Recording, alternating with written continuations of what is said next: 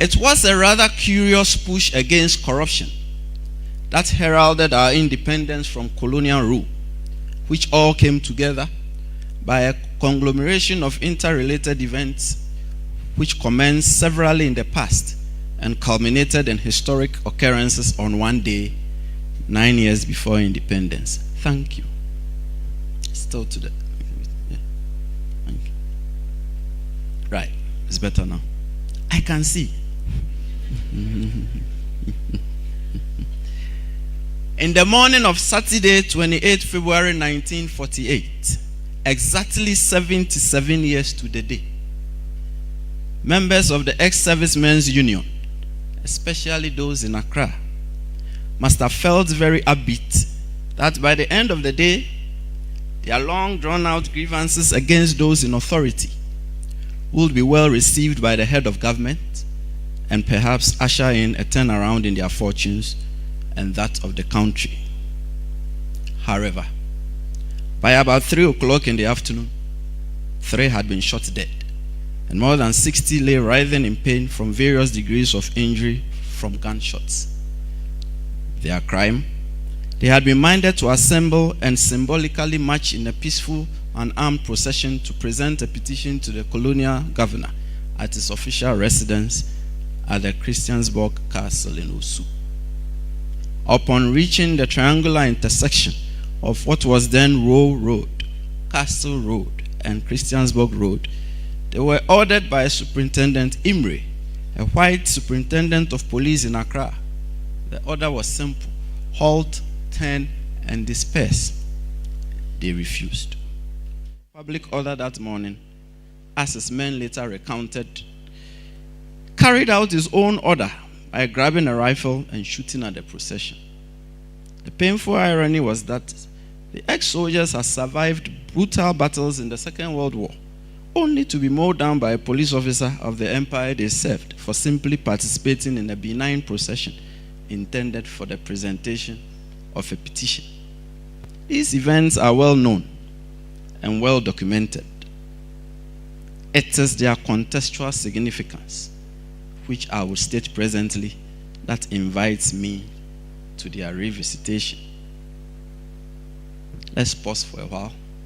That day also held another significance.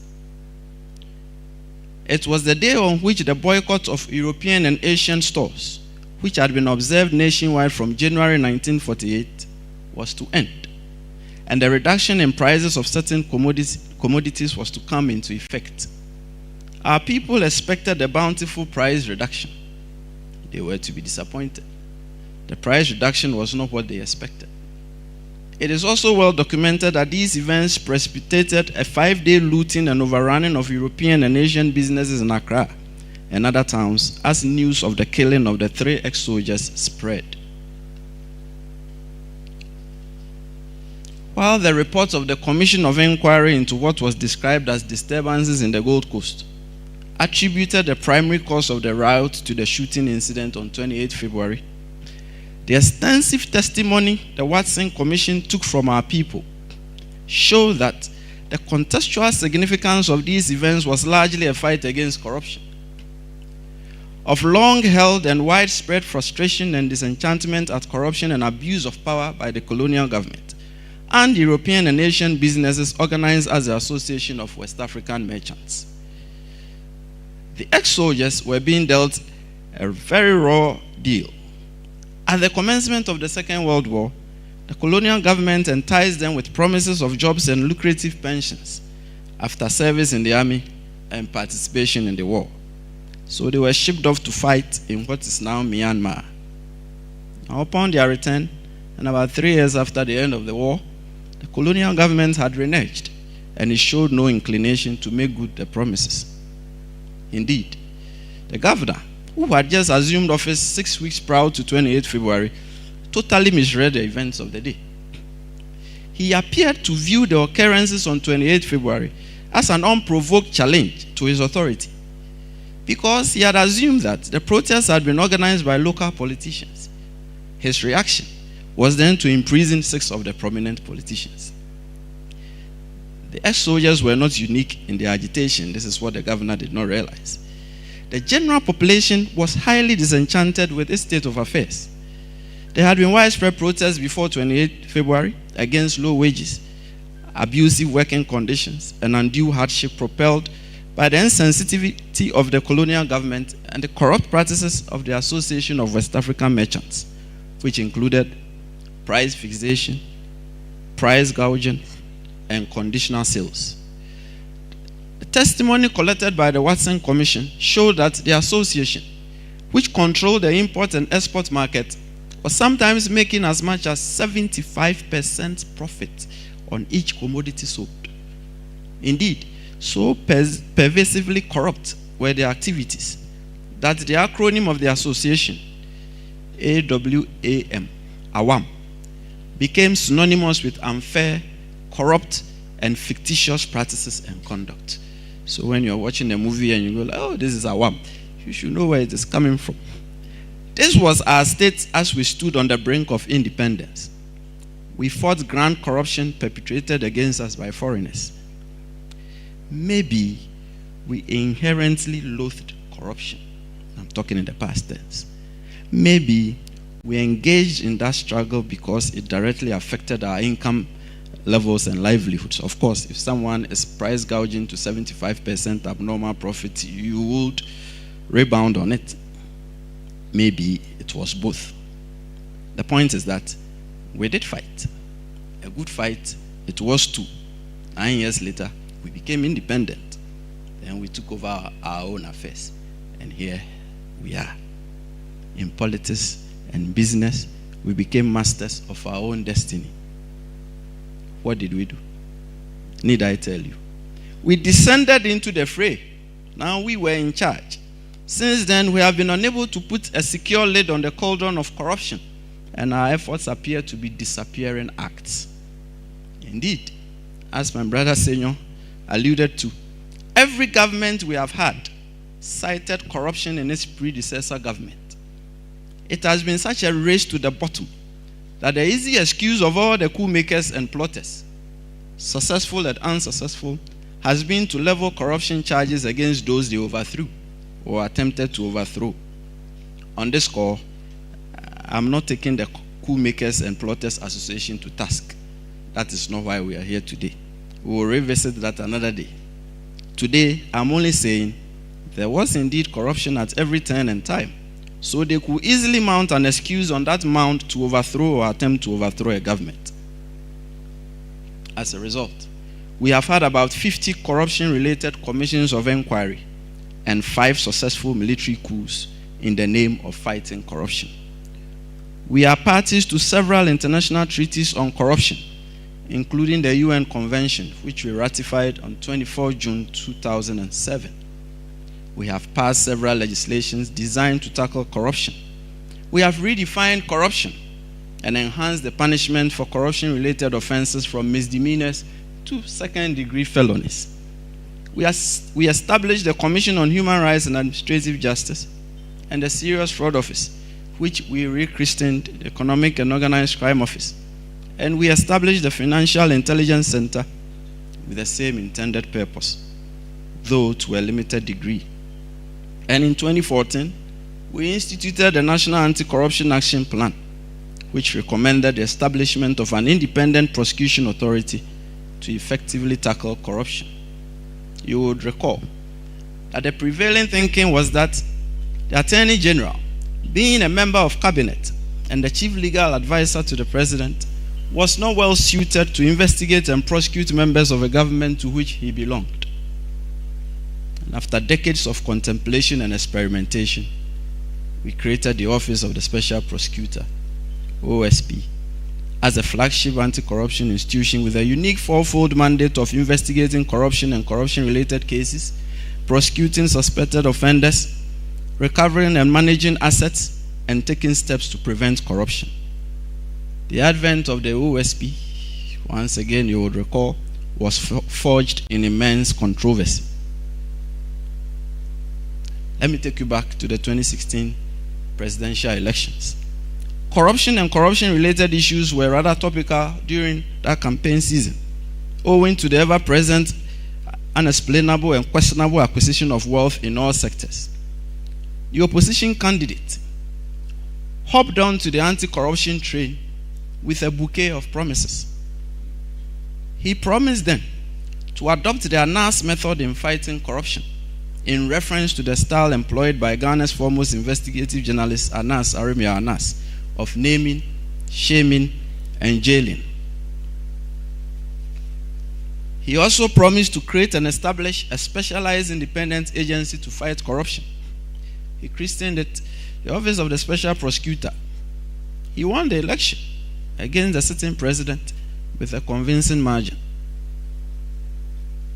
The campaign promise of the creation and establishment of a specialized independent anti-corruption agency was then seemingly fulfilled. So in December 2017, Ghana made its most decisive statement on the strive against corruption with the passage of the Office of the Special Prosecutor Act 2017, Act 959, which established the OSP. The Act came into force on 2 January 2018.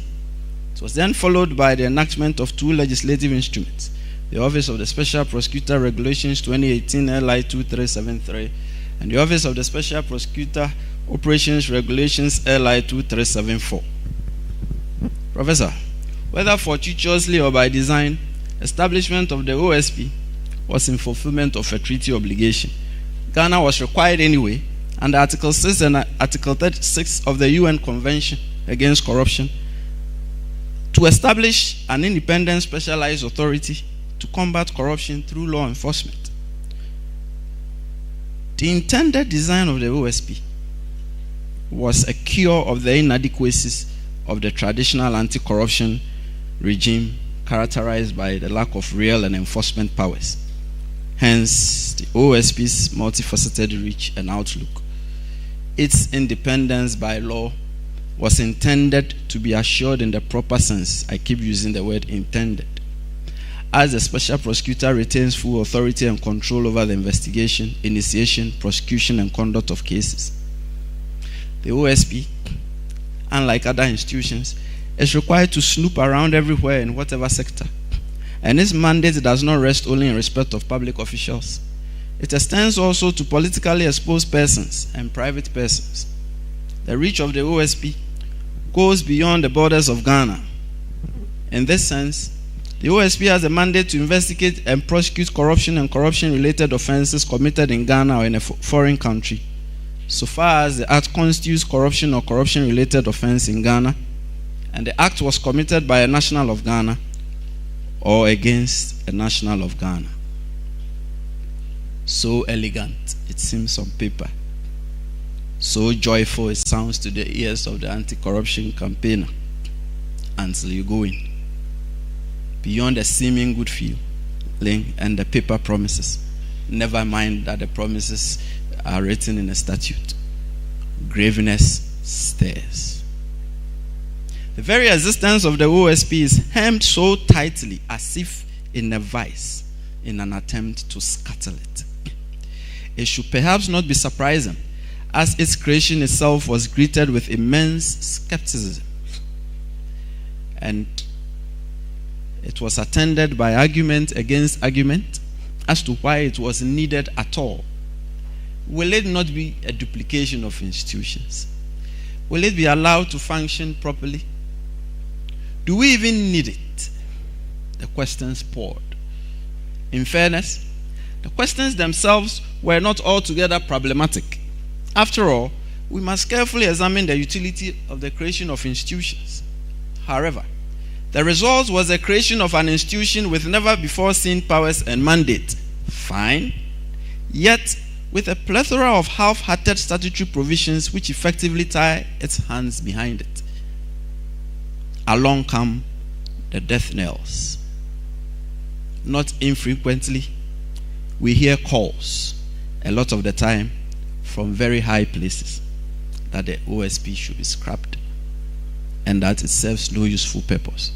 If indeed that is what we want to do, then let us do so. On another score, there have been and there are attempts to discredit the office and its principal officers unfairly and unjustly, attended by formidable resistance and pushback. Often, the attacks on the office and its principal officers are mounted by persons who are at the short end of an investigation or prosecution and the associates of such persons. The effect of the existential challenge confronting the OSP is that though the nation collectively acknowledges that we must fight corruption, yet there is also a specter that the flagship agency designed, even if imperfectly, to fight corruption is not needed and should be disbanded, while others actively undermine it and its principal officers. This has translated into a rather curious cycle. First, the outburst of an outcry when the OSP acts, and an outcry when it is seen as not acting. It is as if we do not know what we want. The situation in Ghana now is, and I stated this earlier, we must fight corruption, but we must not fight corruption. That is our state now. It all depends on where we stand in respect of an investigation. Our collective behavior shows that we do not reward integrity, and we do not want to reward integrity. The bi-malady of corruption and state capture has every intention of staying with us unless we act. In their various manifestations, they inhibit our progress and dissipate our resources. We experience their debilitating effects all around us in their full force, and they are ingrained in our society much like rituals. Meritorious or otherwise rightfully deserving standards for the allocation of opportunities and resources are eluding us. The abuse of entrusted power for private gain is the currency. Misrepresentation of events and facts for pecuniary gain has never been this attractive. And then there is a sprint for the inordinate control of state institutions and the public decision-making process. State institutions are being neutralized as appendages of individuals, and existing laws and the legal system are being weakened for private gain. Then, to further sink ourselves in our ill progress, we are flighting away and secreting our illicitly gorged up bounties to other jurisdictions to avoid detection and to evade recovery. And it seems to me that no one can put an actual price tag on the attendant social and economic cost of corruption and state capture. These are endemic in several sectors in the economy. A notorious suspect is the extractive industry. Offshore, we are confronted with the scourge of oil bunkering. On land, we are bedeviled with wanton destruction of protected forests and real property, and the mind-numbing pollution of our water bodies, all in the name of making wealth. Go ahead, get paid. We are standing at a single spot and spinning around slowly on one foot in a circle, much like a gyroscope. The conversation has become very sterile. The fight against corruption is proving to be an unruly bride indeed, I said some time ago. She is not lending herself to agreeable domestication and cohabitation. And we are not recording much success. Our progress is hampered, and we are unable to move the needle of development to any appreciable height. Our story is a cycle of self-defeat and disappearing acts. First, we begin by collectively acknowledging that we must fight corruption. That sort of lights a glimmer on the horizon that there is hope. Then we dim the glimmer by approaching the enterprise of the fight against corruption half-heartedly. That is to say, we appear to know the cure to the malaise, but we are unwilling to take the medication fully. It is as if we do not want to actually cure it. It's as if we want the disease, though we reckon it is slowly killing us. I dare say it is quite a head scratcher.